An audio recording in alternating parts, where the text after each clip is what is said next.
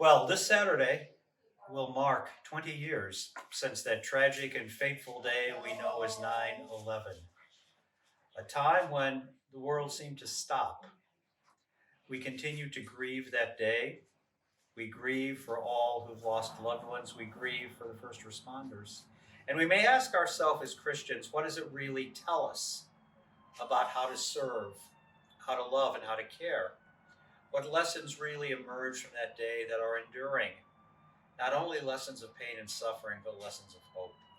I think the words of Psalm 46 speak eloquently, though written centuries ago, to what many of us experienced on that day as we reached out in prayer. God is our refuge and our strength, a help always near in times of great trouble.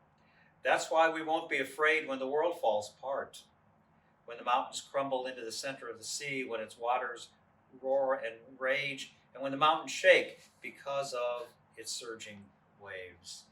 Now, those may be reassuring words, but they're also difficult words. Because what does it mean to find hope in God when the world falls apart? We saw that on 9/11. We live with the memory of that day each and every day of our life. What it means is that in remembering the brokenness of the world, we are inspired to trust in God. And more than trust in God, we're inspired to witness what it means to have God's strength and God's hope.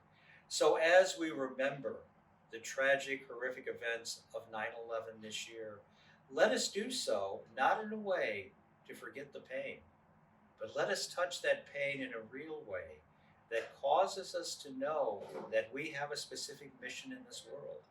It is a mission to trust in God, to build peace, to build harmony among all people, and to serve with true love. You know, we will talk a lot about love in speeches about 9/11 this weekend, but the love we must have is the love that God has shown to us. And that is a love that rises above self, a love that rises above circumstance. And if we could harness the power of love, events like 9/11 could be erased from human history. Let that be our prayer. Let that be our hope. Let that be our mission. Amen.